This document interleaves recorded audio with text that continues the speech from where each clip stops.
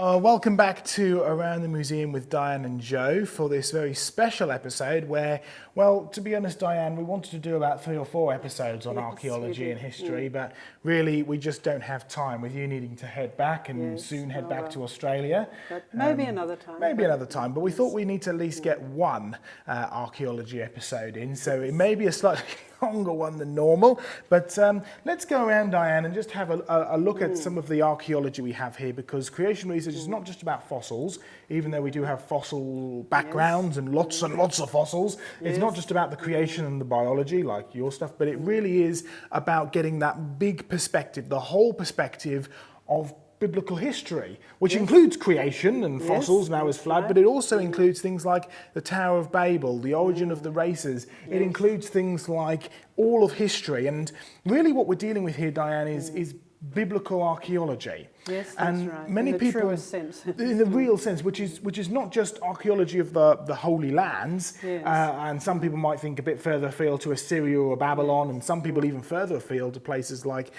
Greece and Rome, because of course the Apostle Paul went there in his travels. But really, biblical archaeology is the whole of archaeology. That's right. In a biblical perspective. Yes, because God is the God of all of that history. Indeed. And the Bible is a history of mankind from beginning to end. To the very end. Including into and beyond. prophecy and beyond, into eternity. And so we need to make sure we get a full perspective of archaeology, of biblical history, of archaeology from a biblical perspective. So what we have is our whole display, this whole side of this room is full of history and archaeology and artifacts and things like that. So let's start in this cabinet here, because this cabinet specifically deals with some of the more specific artifacts and items which relate to biblical history. So in particular, I'm quite excited about this one, Diane. Have a look at that. Can you see the little seal there? Yes. Mm-hmm. So this is actually, we've got a couple of other ones in here as well. Let me just pull them out. And you can see they've got this depiction of like a winged beetle type creature with some Paleo-Hebrew writing in the top. And these are actually known as Archaeological. And what's really interesting is it bears a symbol which means belonging to the king, right? That's what it means, and it consists of the emblem of the king.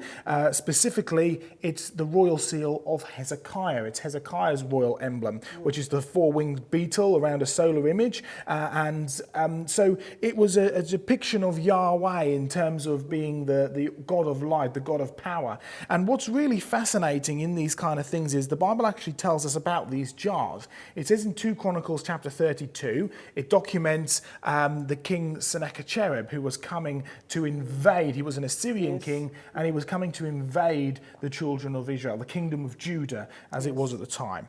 And Hezekiah had been paying tribute, and he basically said, enough's enough, we're going to stop paying tribute. And so the Sennacherib from Assyria said, right, well, I'm going to come and I'm going to destroy Hezekiah. And he wrote great big murals about it, and he wrote down in tablets, and many of these are on display in the British Museum, aren't they? Yes. Records of how he was going to come and destroy the children of Israel, destroy the kingdom of Judah, and basically we hear nothing else from his perspective. But it's not surprising why, because history is written by the victors, as they say, and the Bible tells us what happened here, because it says 2 things. Number 1, Hezekiah was a good king, and so he did first and foremost what every good king does. He fell on his knees and begged God for mercy. He said, God, you've got to help us here. We need your help. And the second thing which he did is he, being the wise king that he was, made fortifications. Of course, perhaps the most famous one is Hezekiah's tunnel, bringing the fresh water into Jerusalem. But he also says in 2 Chronicles that Hezekiah made for himself storehouses for the yield of grain, wine and oil, pens for all kinds of cattle and sheepfolds, and jars which were to be filled with all of these things. And these are those jars. There's the handle. Look, it would have joined onto the jar like that. You can see the stem of a handle here. In fact, you've got an entire handle there. Great big pot with many of them round, being stamped with the king's royal seal. So we have evidence of not only Hezekiah being a real king, something that you can come and touch and feel at the museum and actually get up close and personal to, but something that also talks about God's provision, Yahweh's provision for his people. Excellent piece of evidence from archaeology. Yes, indeed. Yes. So that's a really exciting part. This is also a really nice one. This is, if you have a look at this is actually Hittite. Yes. Now, Hittite is mentioned many times throughout the Old Testament and in the New Testament. In particular, you have the Old Hittites, which are the people that Abraham had dealings with to buy a plot of land for Sarah. But you also have the Neo-Hittites, which are mentioned in the Book of Kings and the Book of Chronicles. In particular, one account says that the Syrian army had, not the Assyrian, the Syrian army had invaded and had encamped around Jerusalem, and they were blocking off the children of Israel. They couldn't get in. And one of the things that is particularly documented is that they went and prayed. It was one of the good kings who went and prayed, Jehoshaphat, and he went and prayed, and he says that the Lord made a sound, sent his angel down and made the sound of many armies. And the Syrians turned to each other and said, "Oh my goodness, the kings of Egypt and the Hittites must have rallied together with the kings of Israel, and they're coming to get us." And so they ran away. Now, many biblical scholars at the time, this is in the late 1800s, wrote about how, very mockingly, they said that there's no way that we could trust the Bible because there's no way that there was an empire anywhere near the size of what the Hittite Empire was supposed to be, certainly not big enough to be compared to the might and power of Egypt at the time. And so they said you simply can't trust the Bible because they thought the Hittites were a small little village somewhere. Yes, that's right. And then about 20 years later, in the early 1900s, they did, in course, discover the Hittites. And there's the famous thing where in one episode, in one edition of Encyclopedia Britannica, they said there's no such evidence of the Hittites being anything like the Bible describes. And in the next edition that came out, they wrote 25 pages on them. Yes, that's right. It's a good example of how if you stand your ground on the truth of God's word, the secular scientists and historians will eventually catch up. Absolutely. Because the Hittite Empire is now regarded as one of the three superpowers in the world at the time: the Egyptians, the Assyrians, and the Hittites. They were an enormous culture of people. And, you know, people, you might have heard of names like Heinrich Schmielmann, who used Iliad's Homer, the Homer of the Iliad of Homer, about Troy, right, to go and discover Troy. And people mocked him for trusting a myth. Why would you trust a blind poet's story in order to find Troy? And of course he trusted Iliad and Homer's Iliad, and he found Troy.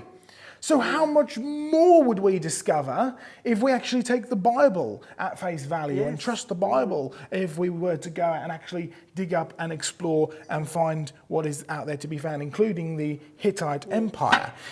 We've got other things, and I'm just going to show you this as a sneak peek for what's to come later, but we've actually got a stamped seal which bears the name of Nebuchadnezzar, and so again it's a biblical reference to that biblical king, but we've got a much better example than this somewhere, haven't we? Yes, we have. So we need to we'll move on to that a little bit later.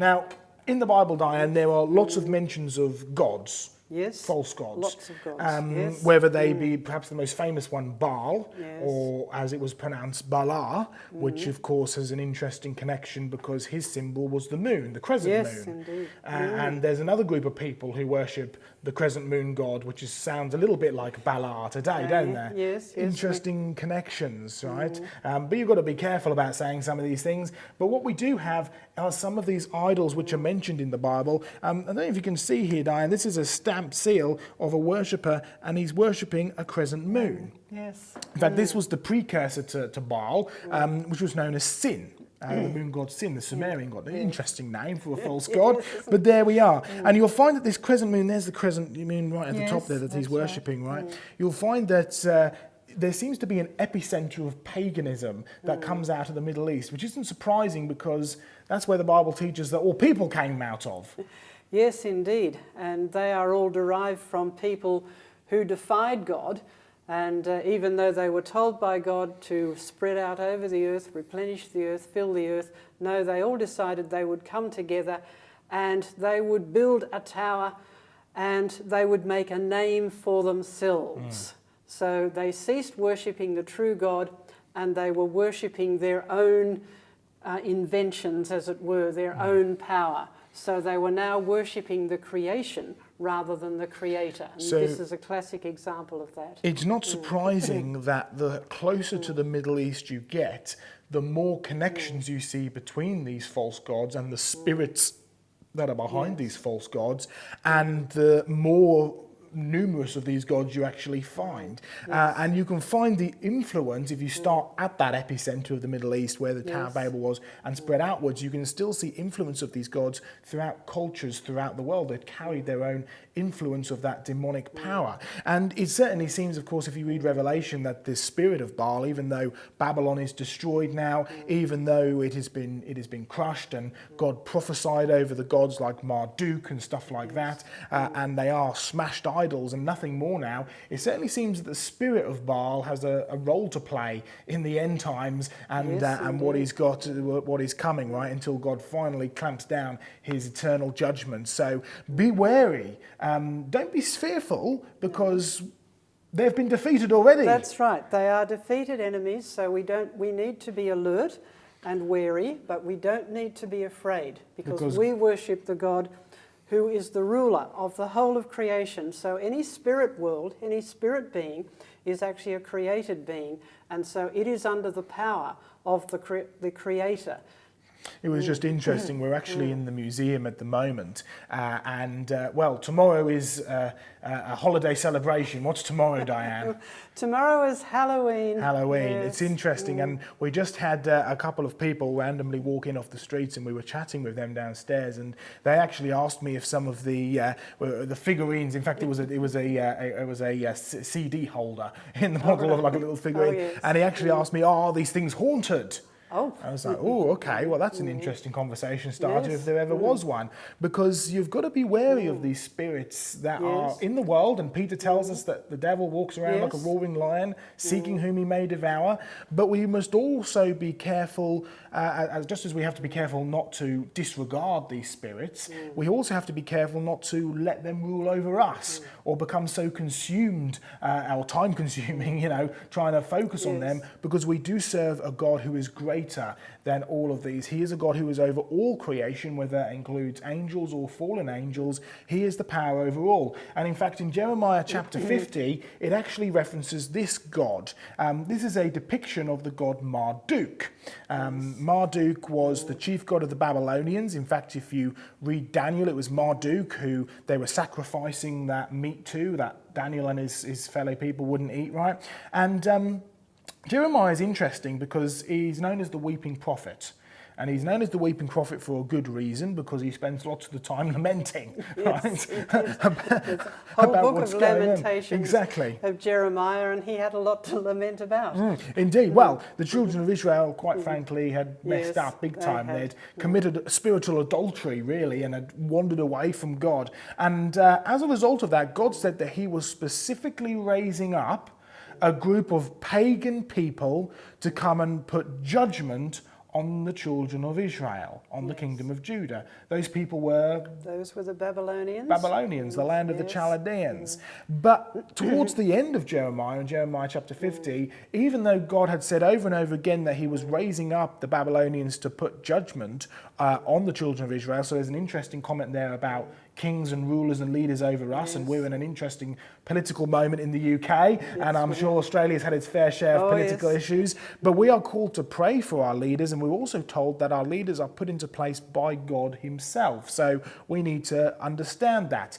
But even though God had raised up the Babylonians, he wasn't about to let their sins slide under the carpet. No. He said a prophecy in Jeremiah chapter 50 where he specifically references not only Baal or Bel, but also Marduk. He specifically prophesies that her statues will be smashed, she will be no more, and Babylon will be taken. She will be shamed. And look what we have here, Diane, a smashed Marduk. Absolutely no power in this whatsoever. She has no more even representation of the spirit that used to be behind her, but she is just a smashed, broken, humiliated idol, making the point that our God is... Our God is greater than any of the false gods, no matter how powerful they may be. They are only allowed to have power for a short time, but ultimately God will overcome them. And it's God who allows them the power in the first place. He has full control over everything. So even though we choose to sin time and time again and turn from God, it is our God, the God above all gods, who has complete and control power over all other gods. Whether that God be a graven image, whether that God be a demonic spirit, or whether that God be money, or car, or relationships, or anything like that, because an idol is just something that takes our focus away from the one true God. All right, well, let's move on from idols, Diane, and look at one or two other interesting things. I've always found this fascinating. It's an amphora, which of course, for oil or for wine, and this was found in a shipwreck off the coast of Crete, which of course has biblical connections. Yes, it does. The apostles travelled around Crete. The apostle Paul is well known for a travel around the Mediterranean, and in fact he got shipwrecked. But yes, the gospel went out to that part of Europe via the Mediterranean Sea as well as via land. So shipwrecks and things that are found at the bottom of the sea are very relevant to biblical history. So it's great to be able to have something that's hands-on and really help people to get that hands-on feel. It brings it to life, really, doesn't it? Yes, that's right. This whole concept. At this time. And a final one in this cabinet before we move on. This is actually from Palestine. It's regarded as Iron Age, so it's sort of 1,000 years BC, which sort of puts it firmly in the kind of towards the Abraham kind of time. But it's actually an oil lamp, so you'd have oil in the bottom here. You'd have a little wick that hangs out there, and you'd carry around your oil lamp or have it up on your shelf burning, which is I just think it's absolutely fascinating. You can even see some of the charred remains of where it was burning. So absolutely beautiful, really, really amazing.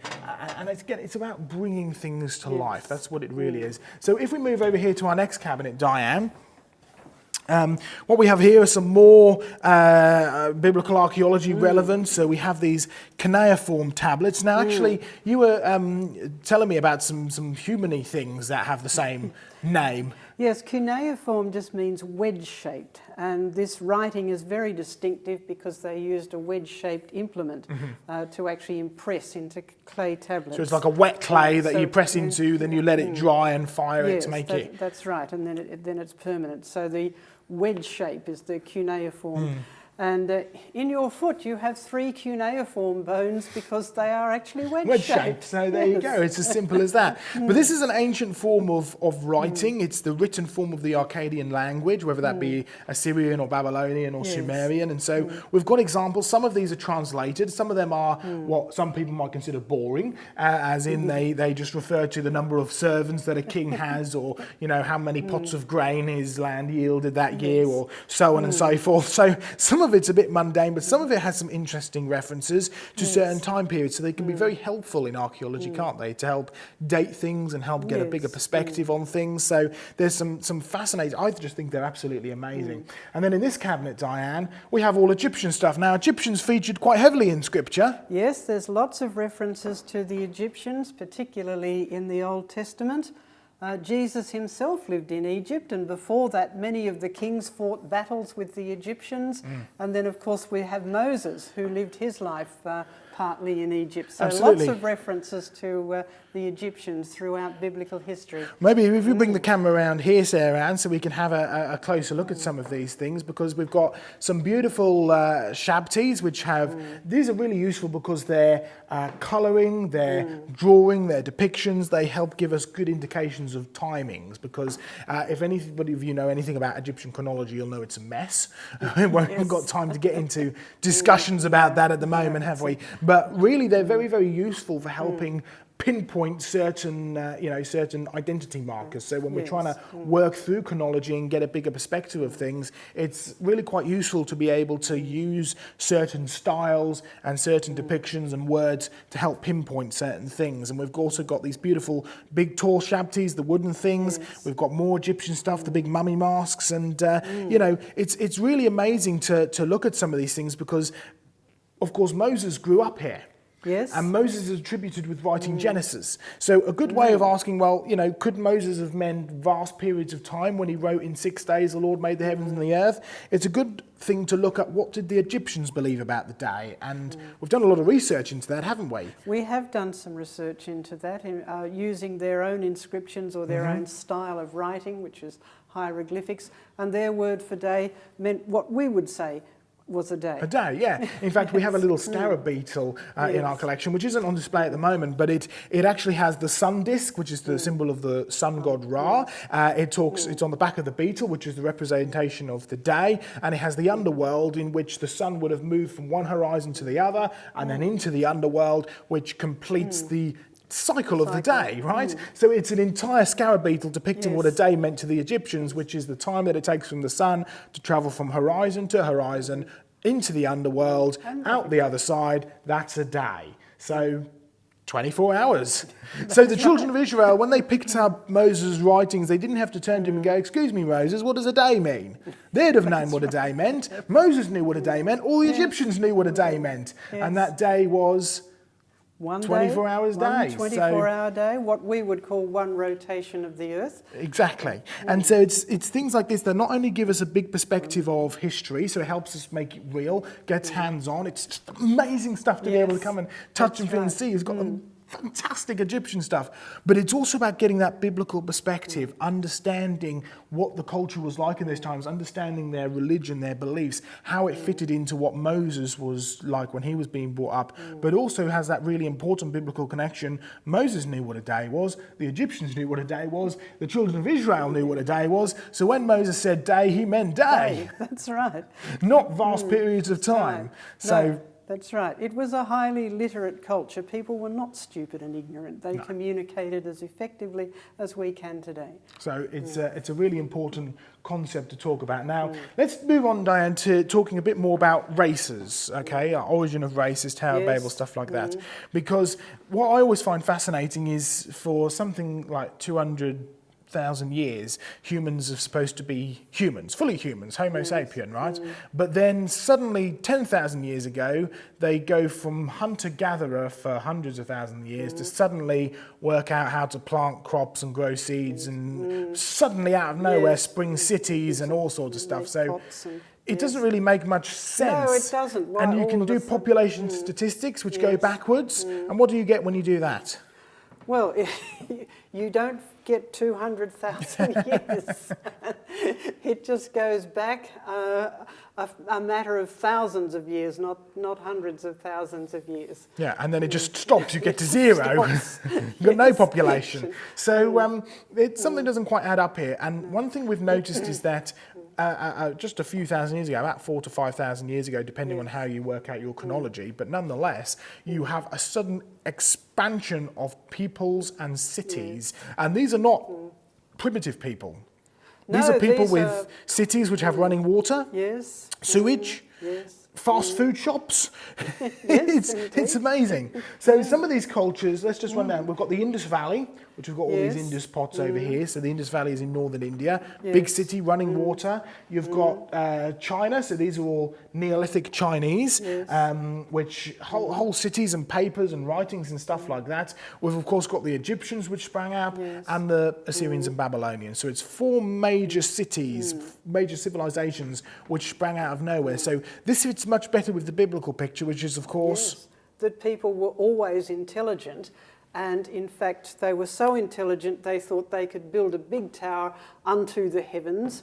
And God himself said, well, if I allow them to continue, there's sort of no end of what they'll get up to. That's why he came down and judged them. So he acknowledged that they were in fact very clever, very creative, and but their creativity was going to destroy them, was going to get them into trouble because they were rebelling against the Creator. And so he had to come and judge them in order to get them what they wanted to do. Now, when they went away from the Tower of Babel, because their languages were changed, but their memories weren't. They would have had memories of what they had been doing.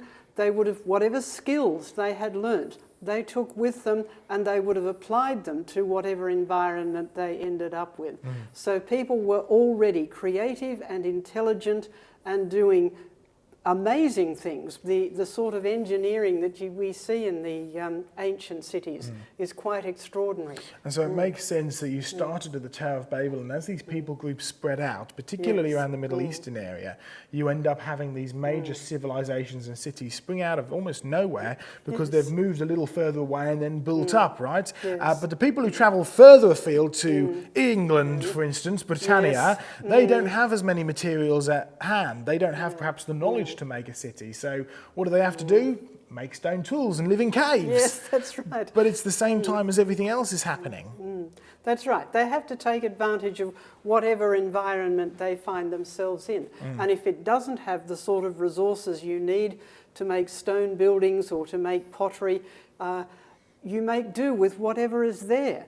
After all, you want to survive, you want to carry on your society, so you make do with whatever you find, and if the resources aren't there, well, you use other ones. Exactly. So let's move on. We've got loads more pottery and stuff here. We've got this rather lovely collection of weaponry and artefacts. But Diane, if you come through this way, head over there, because we've got perhaps our most special artefact over here. What's this that we're looking at? This is a brick. And as you can see, it's a square slab of fired clay, and in it there is a cuneiform inscription which refers to that famous king we referred to earlier, Nebuchadnezzar. Now, just give you a bit of history to this brick, Diane, because a lot of these things have to be fully provenanced in the UK. The black market is a big thing, and so we have to make sure that we're definitely dealing with something that is legitimate here, which we are indeed doing, because this brick was actually collected by the Reverend Leonard Pearson back in the 1930s, when it was perfectly legal to go to places like Iraq and pick up archaeological artefacts and wander out of the country. In fact, the Reverend Leonard Pearson actually ended up writing a book that we have here, you can see, called Through the Land of Babylonia. So he actually wrote books about his travels, and we've got pictures and descriptions of the places that he went, talking about the Tower of Babel, and it even talks about the place where he ended up collecting this brick from, one of these big ziggurats of Kish. So we not only know who collected it, we know where he collected it from, which is really fascinating and fantastic. But specifically, what he then did was bring it back and donate it to the British Museum for loan. And he ended up actually translating it and transcribing it from the British Museum to actually say what it said. And we have the translation from the British Museum here, and it says, Nebuchadnezzar, king of Babylon, who provides for Asgila and Izida, the eldest son of Nabopolassar, king of Babylon, am I. Now that am I is quite an important part, because it's omitted from many bricks, but it's on our brick. And so that reference in the first person is actually really quite important, because when the Bible was studied by critics, they saw that in the book of Daniel you have a prayer called the prayer of Nebuchadnezzar. Now, Nebuchadnezzar was in the habit of saying, I'm the greatest king of all time, I'm the, look what I've done, look what I've built, right? And so he said along the lines of, I'm the greatest God there ever is, right? He believed that he was a deity, he wanted to be a deity, he wanted to be a god.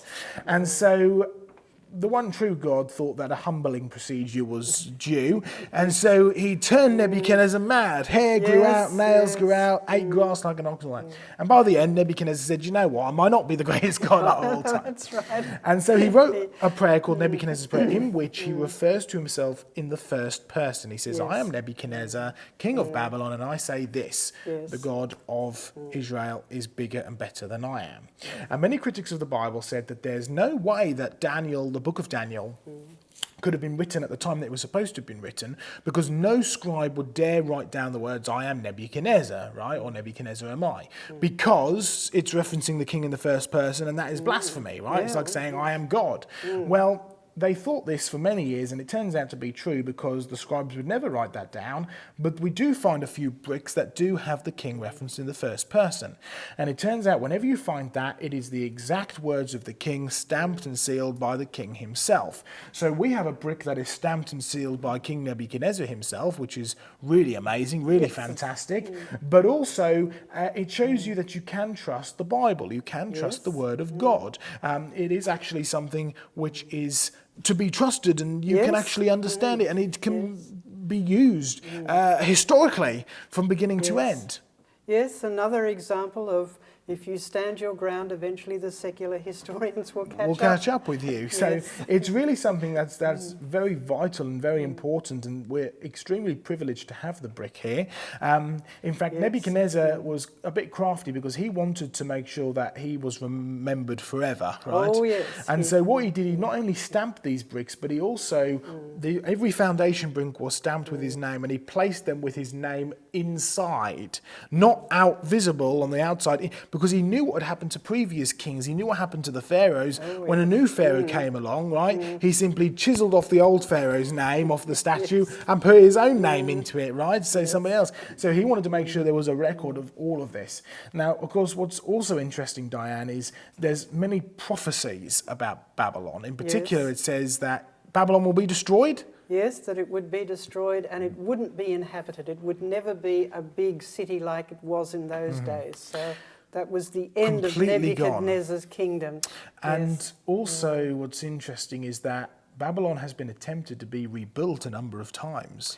Yes, Alexander the Great failed every time. Every single time. In fact, most recently, it was Saddam Hussein.